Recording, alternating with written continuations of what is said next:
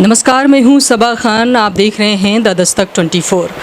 इस वक्त मैं रेहली विधानसभा में हूं और मेरे साथ विधायक प्रत्याशी कमलेश साहू जी हैं, जो कि 2018 में भी इन्होंने चुनाव लड़ा था, लेकिन किसी कारणवश ये चूक गए और अभी इस बार भी यानी 2023 में भी ये चुनावी मैदान में हैं। पिछली बार तो आपका वार चूक गया था, इस बार कितनी मजबूती है?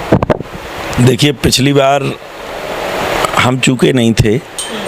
जनता की नज़र में हम चुनाव जीते थे, ईमानदारी से जीते थे। जनता ने बहुत वोट दी, लेकिन चूँकि गोपाल भार्गव 38 साल से विधायक हैं, उनकी दबंगाई यहाँ पे चलती है। सही बात यह है कि उनकी दहशत जीतती है, वो नहीं जीतते।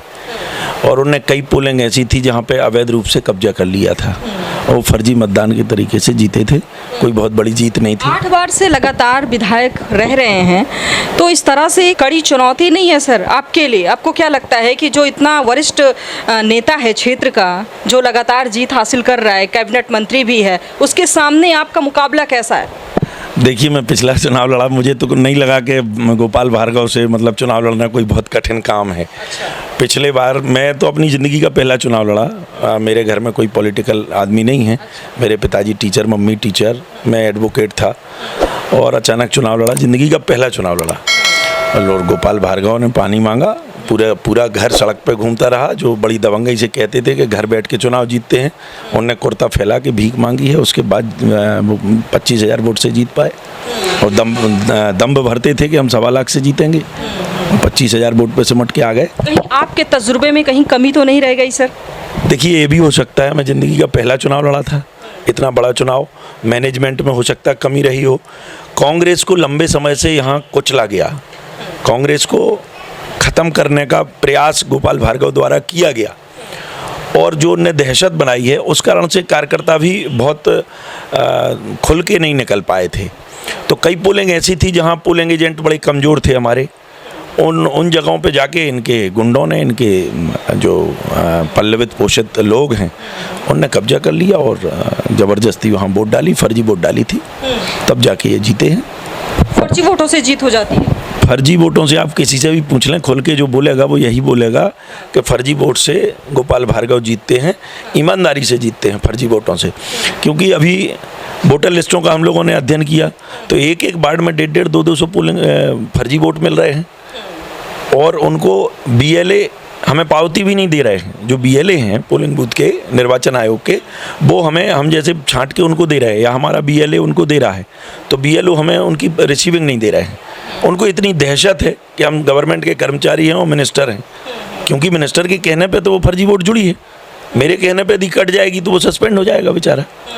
तो इतनी दहशत कर्मचारियों में भी है, इसलिए वो फर्जी वोट कट नहीं पा रही। 2018 में आपने मेहनत की, चुनाव लड़ा आपने और अभी फिर से तैयारी कर रहे हैं। उस समय में और आज के दौर में आप क्या बदलाव देखते हैं?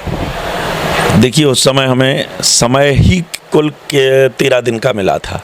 बिल्कुल लास्ट लिस्ट में हमारा नाम आया था।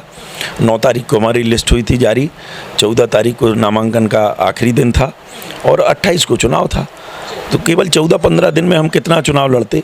आप कल्पना करिए, 300 गांव हैं, हमें जाना है गांव-गांव, एक पोलिंग बूथ, कैसे जा पाते। तो कहीं ना कहीं वो थोड़ी सी कमी थी। इस बार पर्याप्त समय मिला है। चुनाव हारने के दूसरे दिन से ही मैं निरंतर क्षेत्र में हूँ। एक भी दिन कहीं नागा नहीं होता कि मैं कहीं जाऊँ ना। आज दिन भर यहाँ तैयारियां पहले से हो रही हैं, बहुत ज़्यादा हो रही हैं और पिछले 5 साल से निरंतर तैयारी चल रही है और कांग्रेस पूरी एकजुट है और एकजुटता का परिचय आपने देखा होगा। कल हमारे यहाँ जन आक्रोश रैली हुई है रेहली विधानसभा क्षेत्र में और तीनों सभाएं बड़ी ज़बरदस्त हुई हैं। जोरदार लोगों का उत्साह है। पार्टी को कैसा भरोसा दिलाएंगे कि पिछली बार अब हार गए तो और इस बार जीत हासिल कर लेंगे इस सीट की? देखिए, पार्टी का सर्वे ये बता रहा है कि गोपाल भार्गव की नैया डमाडोल है। बिल्कुल, यहाँ से जो पार्टी ने जो सर्वे किया है और भाजपा के लोगों ने जो सर्वे किया है, यदि ऐसा नहीं होता तो मैं आपसे ही जानना चाह रहा हूँ कि गोपाल भार्गव, उनका बेटा, उनकी पत्नी, उनकी बहू, उनका नाती लोगों के पैर पड़ते हुए घूम रहे हैं। बहू तो घर घर जाके कहीं मेहंदी की, ये तो नेताओं के लिए आम बात है। देखिए, हमारे यहाँ ये आम बात नहीं थी। अभी तक गोपाल भार्गव कहते थे कि लोग हमारे पैर पड़ते हैं तो हमें जूतों पे पॉलिश कराने की ज़रूरत नहीं पड़ती है। जब इतना दम भरने वाला आदमी, उसकी बहू घर घर घूम रही हो, चूड़ी का डिब्बा लेके और फोटो लगा के गोपाल भार्गव की, तो आप कल्पना ये करिए। हमेशा होता है 5 साल के बस नज़दीक आने पर चुनाव? देखिए, अभी तक तो वो ये कहते थे कि हम चुनाव घर बैठ के जीतते हैं, लोग हमें वोट देते हैं। इस 5 साल के दौरान पूरा परिवार घर घर घूम रहा है। इसका मतलब ये है कि गोपाल भार्गव कहीं ना कहीं कांग्रेस से और कांग्रेस के कार्यकर्ताओं से दहशत में हैं और इस बार वो चुनाव हार रहे हैं। ये बिल्कुल पक्का मान के चलिए। अच्छा, चले, लेकिन पार्टी पर आपको भरोसा है कि आपका सिलेक्शन हो जाएगा टिकट के लिए? देखिए, हम अपने कार्यकर्ताओं से भी कहते हैं, लोग हमसे पूछते हैं कि भैया टिकट कब तक हो रही है, तो हम उनसे कहते हैं कि परमात्मा, पार्टी और पब्लिक, इन 3 लोगों पर भरोसा रखिए। पार्टी हमारी माँ है, पब्लिक हमारा भगवान है और परमात्मा तो हम सबका भगवान है। तो 3 P जो हैं, जो ज़िंदगी में हमें सफलता दिलाएंगे। मुझे ऐसा लगता है कि मुझे पार्टी मेरे ऊपर एक बार फिर विश्वास जताएगी और मैं पार्टी को रेहली विधानसभा क्षेत्र की सीट जीत कर दूंगा। इस बार पूरे दावे के साथ कहता हूँ कि इस बार मैं गोपाल भार्गव को हराऊंगा और लंबी लीड से हराऊंगा। मुझे पब्लिक पे भरोसा है। पब्लिक, पिछले बार जो लोग मुझे वोट नहीं दे पाए थे, उनके मन में भी कहीं ना कहीं पीड़ा है, जो मुझे समझ नहीं पाए थे। क्योंकि मैं नॉन पॉलिटिकल आदमी था, इसके पहले बहुत ज़्यादा राजनीति नहीं थी हमारा सामाजिक जीवन था। लेकिन जब हम राजनीतिक क्षेत्र में आए तो लोगों ने हमारे ऊपर विश्वास जताया। पहली बार में मुझे 69,000 वोट दी। ये अपने आप में एक इतिहास है। आज़ादी के बाद आज तक कांग्रेस के किसी प्रत्याशी को इतना बड़ा वोट बैंक नहीं मिला और मुझ जैसे 40 साल के लड़के को लोगों ने विश्वास जताया है। ये बड़ी बात है। बहुत सारे गाँव, मतलब जहाँ कहीं कोई गया ही नहीं, पिछले लंबे समय से 20 साल से कांग्रेस के कार्यकर्ताओं से कोई बोला नहीं, बातचीत नहीं की। उनको बेचारे वो घर बैठ गए गोपाल भार्गव की दहशत में। कहीं उन पे झूठे मामले बन गए, कहीं किसी को जेल भेज दिया गया, कहीं कोई उनके परिवार में नौकरी में तो उसका ट्रांसफ़र कर दिया गया। तो ऐसी ये सारी भार्गव की दबंगई के कारण कांग्रेस के कार्यकर्ता घर बैठ गए थे। मैंने पिछले 5 सालों में एक एक घर जाके उन सबको निकालने का प्रयास किया, उनको पुनः खड़ा करने का प्रयास किया है। और आज हर पोलिंग पर आप जाके देख लें, हर पोलिंग पर कांग्रेस के लिए बात करने वाला आदमी मिलेगा आपको, कांग्रेस की दबंगई से नीतियों को रखने वाला आदमी मिलेगा और भाजपा का मुकाबला करने के लिए चौराहों पे लोग मिलेंगे। आज ये ऐसी स्थिति बनी है। पिछले मुद्दे क्या हैं आपके लिए क्षेत्र की जनता के साथ? देखिए, रेहली विधानसभा क्षेत्र में मुद्दे बहुत हैं। रोजगार की यहाँ बहुत बड़ी समस्या है। पिछले 40 सालों में गोपाल भार्गव ने बिल्डिंगें तो बहुत बनवाई, लेकिन रोजगार के कोई साधन नहीं दिए। यहाँ का नौजवान बेरोजगारी की मार झेल रहा है, जुए और सट्टे की लत में है, जुए के अवैध फड़ चलते हैं।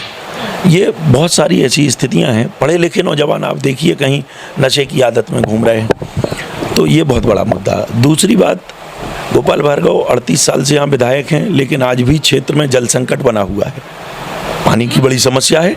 कम से कम 25 से 30 गांव ऐसे हैं जहां माताएं बहनें 2 किलोमीटर और 5 किलोमीटर से पानी लेने जाती हैं, पीने के लिए पानी। आप सोचिए। और ये इतने सालों से मंत्री हैं और विधायक हैं और बड़े विकास की बात करते हैं। शिक्षा का स्तर देखिए आप, गवर्नमेंट स्कूलों की क्या स्थिति है। आज बच्चे नाम लिख के नहीं जानते हैं। 8वीं और 10वीं के बच्चे, यदि उनसे कहा जाए कि आप 2 लाइन लिख के बता दो तो उन पर सही से स्पेलिंग लिखते नहीं बनेगी। हिंदी की, अंग्रेजी की तो बहुत बड़ी बात है। तो ये अशिक्षा का माहौल हमारे क्षेत्र में है। बीड़ी का यहाँ बहुत बड़ा उद्योग हुआ करता था एक समय। ये हब था, गढ़ाकोटा सागर जिला बीड़ी उद्योग के लिए माना जाता था। लेकिन गोपाल भार्गव की गलत नीतियों के कारण से यहाँ से बीड़ी का उद्योग पलायन कर गया। सारे सेठों ने, जो बड़े बड़े गुजराती सेठ थे, सागर के बड़े व्यापारी थे, जिनकी बड़ी बड़ी यहाँ 8 बड़ी ब्रांचें हुआ करती थी, हर मोहल्ले में बीड़ी बनती थी। हाँ, एक व्यक्ति, गरीब व्यक्ति घर बैठा, लाचार व्यक्ति भी है तो घर बैठ के बीड़ी बना के वो 200-500 रुपए की कमाई कर लेता था और परिवार चलाता था। आज ऐसी स्थिति है। गढ़ाकोटा के कई मोहल्ले देखिए आप खाली हो गए हैं। मजदूरी के अभाव में पलायन कर गए लोग, कहीं मंडीदीप में, कहीं इंदौर में, कहीं कोई पेट्रोल पंप पे काम कर रहा है, कहीं कोई गुजरात में, कोई दिल्ली में, कोई बेंगलोर में। हाँ, ठेला चला रहे, लेकिन गढ़ाकोटा में रहना पसंद नहीं कर रहे क्योंकि यहाँ भूखमरी है। लोगों को खाने की व्यवस्था नहीं है, बच्चे कैसे पालें? तो रहे, राशन दे रहे हैं, आवास दे रहे हैं, पेंशन दे रहे हैं, आयुष्मान कार्ड दे रहे हैं, सड़कें बनवा दी हैं, इतनी सारी योजनाएं हैं, लाडली बहना योजना है।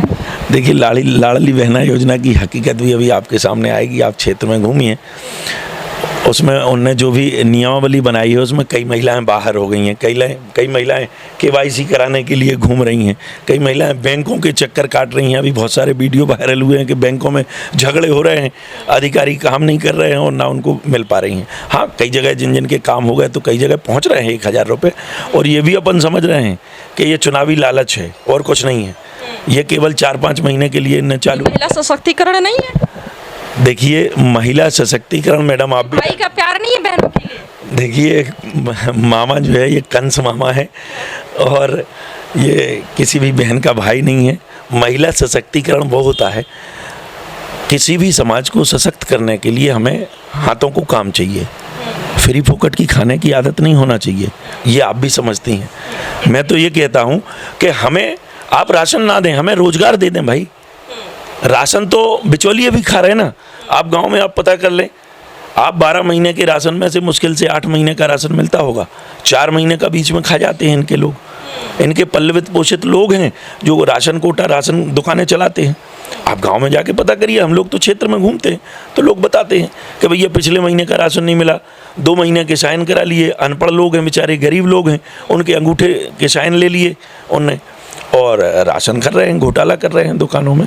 इनका लाभ जनता को प्रॉपर नहीं मिल पा रहा है। ठीक है, योजना घोषणा करना है तो हम कुछ भी कर दें, लेकिन ये तो देखें कि नीचे तक लाभ मिल रहा है कि नहीं मिल रहा उस चीज़ का। तो वास्तव में शिवराज सिंह को हमारे नेता कमलनाथ जी भी कहते हैं कि घोषणाओं की मशीन है ये, तो इनको घोषणा करने में कोई क्या लगता है, वो तो कल फिर मंच लगाएंगे, वो घोषणा कर देंगे। लेकिन उन घोषणाओं की हकीकत क्या है, इस बात को देख लीजिए। ये भी तो कहते हैं जो कभी कांग्रेस ने नहीं किया है वो भाजपा ने किया है, तभी हर तरफ भाजपा मोदी हो रहे हैं। देखिए, ऐसा कुछ नहीं है। भारतीय जनता पार्टी ने ऐसा क्या किया है, चलो हम उनसे पूछते हैं। वो हमसे कहते हैं कि कांग्रेस ने 70 साल में क्या किया। हम उनसे पूछते हैं कि 20 साल में हमने कल प्रश्न किया था गोपाल भार्गव से कि आप 40 साल यहाँ विधायक रहे, आप ऐसा कोई काम बता दें पूरी रेली विधानसभा क्षेत्र का जो आपके जाने के 40 साल बाद तक प्रॉपर बना रहे। कोई भवन बना दें, बता दें, कोई रोजगार का साधन बता दें। तो ऐसी कोई भी चीज़ इनने नहीं दी ना। शिवराज सिंह ने कोई ऐसी चीज़ दी है? भाई देखिए, बिल्डिंग जहाँ तक आप कहें, कोई भी बिल्डिंग होगी 10 साल 15 साल उसकी उम्र होगी, उसके बाद वो मेंटेनेंस मांगती है या डिसमेंटल कर देती है सरकार खुद। तो ऐसी कोई चीज़ नहीं है जो 200 साल तक बनी रहे। हम अपने बच्चों को और 2-4 पीढ़ियों तक बता सकें कि ये 40 साल राज करने वाले गोपाल भार्गव ने बनाई थी, 20 साल तक यहाँ मध्य प्रदेश में राज करने वाले शिवराज सिंह ने ये चीज़ छोड़ी है। तो ऐसी कोई चीज़ इनने नहीं छोड़ी है। आप खुद देख रहे हैं पूरे देश के अंदर भारतीय जनता पार्टी ने जो स्थिति बना के रखी है वो आप चारों तरफ से देख लीजिए। ये देश की संपत्ति को बेच रहे हैं। कांग्रेस ने बनाई थी, स्थायी बनाई थी, उस स्थायी संपत्ति को ये निजी हाथों में दे के और लोगों को बेघर कर रहे हैं, लोगों को बेरोजगार कर रहे हैं। ये भारतीय जनता पार्टी ने किया है और इनके मंत्री इसकी आड़ में भ्रष्टाचार कर रहे हैं। आप पूरे प्रदेश की और देश की योजनाएं देख लीजिए। जितनी योजनाएं भाजपा ने चलाई, सारी योजनाओं में बिचौलियों के लिए लाभ है, भ्रष्टाचार करने के लिए बहुत अच्छा माध्यम है। भाजपा की जितनी योजनाएं हैं वो सब भ्रष्टाचार के लिए है। उसमें सबसे ज़्यादा भ्रष्टाचार करने का माध्यम, आप शौचालय की योजना देख लो, गाँव में चले जाओ, क्या सफल है। आपने कहा हम घर घर पानी देंगे 2022 तक, देश के अंदर मोदी जी ने कहा, आप जाके देख लो, नल के वो पाइप भर लगे हैं, चालू नहीं है वो। हजारों लाखों करोड़ रुपया बर्बाद हो गया। बीच के ठेकेदार खा गए, कहीं नेता खा गए, कहीं उनके चमचे खा गए कमीशन। कहते हैं मध्य प्रदेश में पहले गड्ढे हुआ करते थे, अब गड्ढा मुक्त हो गया है पूरा रोड। देखिए, केवल मुंह साफ कर लेने से और पाउडर लगा लेने से आदमी स्मार्ट नहीं होता। अंदर पता चला उसका कारगर तो है, स्मार्ट हो या ना हो, कारगर तो हो रहा है। सरकार तो बन रही है बार बार। देखिए, सरकार कैसे बन रही है ये आप भी समझ रही हैं, पब्लिक भी समझ रही है। इनकी दहशत कई जगह, और एन के कहते ना कि साम दाम दंड भेद, ये राजनीति अपनाते हैं। जैसे हमसे लोभ देना, लोगों को लोभ में ना माने तो दहशत देना। अभी हमें एक फ़ोन आया हमारे पास के गांव में, एक चौरई में कल वो पंडाल लगा के बेचारा गरीब आदमी जन आक्रोश यात्रा का स्वागत कर रहा था, तो उसको सरपंच धमकी दे रहा है कि ये पंडाल क्यों लगाया, खुद के पैसे से लगाया है। तो सरपंच कह रहा है कि इसकी सारी योजनाएं बंद कर दो। अब बेचारा आदमी क्या करेगा। मान लो उसको राशन भी मिल रहा है तो वो बंद हो जाएगा कल से उसका, इसलिए वो डर रहा है। इन्होंने केवल दहशत बनाई है और लोकतंत्र की हत्या की। आप कह रहे हैं कि क्षेत्र में दहशत का माहौल है भाजपा की तरफ से, इस दहशत को कैसे निकालेंगे जनता के मन से? देखिए, जनता के मन से दहशत निकालने के लिए जनता के बीच में रहने की ज़रूरत है और कुछ नहीं करना है। हम वही कह रहे हैं कि पिछले 5 सालों में हमने कोई जादू नहीं किया। हम गांव-गांव जा रहे हैं, हम एक परिवर्तन पदयात्रा निकाल रहे हैं। पिछले 6 जनवरी से मैंने शुरू की है। एक चौखट तक हम माथा रख रहे हैं, पैर पड़ने जा रहे हैं, लोगों से कह रहे हैं कि हिम्मत से, हम जब यहाँ गढ़ाकोटा में बैठे हैं और हिम्मत से गोपाल भार्गव के भ्रष्टाचार का हम पोल खोल रहे हैं, तो आप भी निकलिए। धीरे धीरे लोग निकल रहे हैं, खड़े हो रहे हैं, गांव-गांव के भ्रष्टाचार के बारे में बता रहे हैं। और आज कल की सभाओं में अपन ने देखा होगा कितने सारे लोग आए हैं, उनकी दहशत के बाद भी निकले हैं। और दहशत किसी आदमी की बहुत लंबे समय नहीं रहती। हम तो भगवान राम को मानने वाले लोग हैं। जब बनवासी राम ने रावण जैसे आदमी को मार लिया, तो गोपाल भार्गव कहाँ हैं और शिवराज सिंह कहाँ हैं और नरेंद्र मोदी कहाँ हैं? ये पब्लिक है। पब्लिक जिस दिन उतरेगी, जनता जनार्दन का रूप होती है, विराट स्वरूप भगवान का, और जिस दिन जनता चाहेगी उस दिन दहशत। गोपाल भार्गव जी को अपना प्रतिद्वंदी मानते ही नहीं है? बिल्कुल नहीं मानते हम तो। मुझे लगता है कि गोपाल भार्गव को हराना कोई बड़ी बात नहीं है, कोई बड़ी बात नहीं है, कोई चुनौती नहीं है। मुझे तो नहीं लगता कि कोई बहुत बड़ी चुनौती है गोपाल भार्गव। सोच लीजिए 8 बार से हैं विधायक वो। मुझे पता है। हाँ। पिछले बार भी जब पार्टी ने मेरे ऊपर विश्वास जताया, मैं इसी तरह, मुझे ना हार का गम रहा, क्योंकि हारता वो है जो सामने वाले से दहशत खा रहा हो, तब हार होती है। हम चुनाव हारे हैं, हम मन से थोड़ी हारे हैं। कांग्रेस चुनाव हारी होगी 8 बार, हम मानते हैं, लेकिन कांग्रेस के कार्यकर्ताओं ने हार नहीं मानी। एक ना एक दिन गोपाल भार्गव को हराएंगे और वो दिन नज़दीक है। 2023 में गोपाल भार्गव चित्त चौखान होंगे। आप चिंता मत करिए। आप, मुझे लगता है कि एक बार फिर आके आप हमसे मिलेंगी कि गोपाल भार्गव को आपने हरा के और इतिहास रचा है। आने वाले समय में पार्टी अगर आप पर भरोसा कर लेती है, टिकट देती है, तो सबसे पहले क्षेत्र में क्या करेंगे आप? देखिए, चुनाव जीतने के बाद मेरी सबसे पहली प्राथमिकता होगी कि मैं बेरोजगारों के लिए कुछ कर सकूं। स्वरोजगार के कुछ संसाधन, मेरी सरकार बनती है, कांग्रेस की सरकार बन रही है, मुझे ऐसा लगता है। चारों तरफ के सर्वे जो आ रहे हैं और जो जनता में आक्रोश है, उसका परिणाम होगा कि माननीय कमलनाथ जी मुख्यमंत्री बनेंगे। और कमलनाथ जी भी इस बात के लिए चिंतित हैं कि मध्य प्रदेश का भविष्य खतरे में है, नौजवान खतरे में है। तो वो निस्संदेह बेरोजगारों के लिए कुछ ना कुछ दरवाजे ज़रूर खोलेंगे। वो बहुत बड़े उद्योगपति हैं, उनको अपने आप में पता है कि कैसे लोगों को रोज़गार देना है। और यदि हम सरकार का हिस्सा बनते हैं और हम यदि यहाँ से प्रतिनिधि चुन के जाते हैं, तो बेरोजगारों के लिए ज़रूर काम करेंगे। और मेरा सबसे पहला, मुझे लगता है कि नशा मुक्ति के लिए भी मुझे कुछ करना चाहिए, क्योंकि नशा देश के भविष्य को खोखला कर रहा है। हमारे यहाँ तो बहुत बुरी हालत है। दारू, सट्टा, शराब, जुआ, ये ऐसी चीज़ें हैं जो बिल्कुल आम हो गई हैं। किसी भी मोहल्ले में चले जाएं, घर घर होम डिलीवरी चल रही है शराब की। इन पे प्रतिबंध लगना चाहिए, क्योंकि नशा परिवार को बर्बाद कर देता है, एक व्यक्ति को नहीं करता। इन चीज़ों के लिए, और जो मूलभूत मुद्दे हैं, किसान काफ़ी परेशान है। किसानों के लिए मैं जो कुछ भी कर सकता हूँ, मुझे ऐसा लगता है। खाद के लिए परेशान है, छोटी छोटी सी बातों के लिए। आपसों में भ्रष्टाचार हो रहा है। एक किसान, आप सोचिए, यदि उसको पैमाइश करानी हो, पैमाइश के बाद बंदी बनवानी है अपनी, तो उससे पटवारी 12,000 15,000 रुपये रिश्वत ले रहा है। आप कल्पना करिए, मतलब सोच के लगता है कि बंदी बनवाने के 15,000 रुपये। किसी भी ऑफिस में चले जाओ आप, तो भ्रष्टाचार का आलम ये है। और वो बड़ी दम के साथ कहते हैं कि इतना पैसा लगेगा, काम कराना हो करा लो, नहीं तो जहाँ जाना वहाँ चले जाओ, मंत्री के यहाँ बोल के आओ। इतनी छूट किसने दे रखी है? स्थानीय विधायकों ने ना, स्थानीय मंत्रियों ने ना। किसी विधायक के रहते पटवारी आम आदमी से ऐसी बात कह दे, कोई सरकारी ऑफिस में कोई ऐसी बात कह दे कि चले जाओ जहाँ जाना हो, इतना पैसा लगेगा। ये बड़ी अजीब सी विडंबना लगती है। तो मुझे लगता है कि रोजगार, भ्रष्टाचार और नशा मुक्ति, इन 3 मुद्दों के लिए और किसानों के लिए जो कुछ मैं कर पाऊँगा, चाहे खाद वितरण की समस्या हो, चाहे और भी उनके राजस्व विभाग से जुड़ी हुई चीज़ें होती हैं, उनके लिए सुविधाजनक काम करने का मैं प्रयास करूंगा। हमारे चैनल के माध्यम से अपने क्षेत्र की जनता, यानी रेहली विधानसभा की जनता से आप कुछ खास अपील करेंगे? देखिए, मैं तो रेहली विधानसभा क्षेत्र की जनता जनार्दन के चरणों में प्रणाम करके मैं ये कहता हूँ कि ये बात मैंने पहले कही कि गोपाल भार्गव की दहशत है, लेकिन दहशत को ख़त्म करने के लिए भगवान राम जो है रामायण में एक चरित्र करके बता गए हैं, उसको लोग ध्यान नहीं रखते मुझे लगता है। किष्किंधा कांड में महाबली बाली को भगवान राम ने छिपके मारा था। किष्किंधा कांड में 8 ताड़ के वृक्षों में से मारा था। और द्वापर में भगवान कृष्ण बता के गए हैं कि जब कोई बाहुबली हो जाए तो उसे ओट में से मार देना चाहिए। ऐसे ही भगवान, मुझे लगता है कि कलयुग के भगवान कलगी अवतार के रूप में डॉक्टर भीमराव अंबेडकर हुए हैं, जो मतदान का अधिकार दे गए हैं। और पोलिंग बूथ पर एक चादर बंधी होती है, उसकी ओट में से ये उंगली की ताकत को लोग पहचानें, मतदान की ताकत को पहचानें। तो मैं लोगों से कहता हूँ कि चादर की ओट में से जो वोट दी जाती है वो वोट किसी को पता नहीं चलती, ना दिखाई देती है, लेकिन अच्छे अच्छे महाबली, अच्छे अच्छे बाहुबली जो राजनीतिक क्षेत्र में बहुत बड़े होते हैं, उन सबको ये उंगली की ताकत नेस्त नाबूद कर देती है।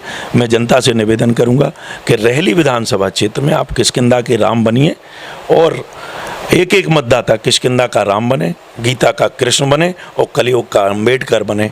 और चादर की ओट में से जो वोट दी जाती है वो वोट करें और इन कलयुगी रावणों को, राजनीति के जो रावण हैं, इनको नष्ट करें। 2023 में अच्छा भविष्य बनाने के लिए कांग्रेस का साथ दें, सम्माननीय कमलनाथ जी को मुख्यमंत्री बनाएं। और मुझे यदि पार्टी मौका देती है या किसी को भी मौका देती है कांग्रेस पार्टी की, तो उसको कांग्रेस का प्रतिनिधि बना के भेजें, यही अपील करता हूँ। बहुत शुक्रिया। जो मस्तिष्क से मजबूत होते हैं, कहते हैं वो कभी हारते नहीं हैं। ऐसे प्रतिनिधि बहुत कम होते हैं जो कि हार के बाद भी अपनी हार स्वीकार नहीं करते और वो जनता के बीच ऐसे ही तन मन धन से लगे रहते हैं। फिलहाल मुझे दीजिए इजाज़त, देखते रहें द दस्तक 24।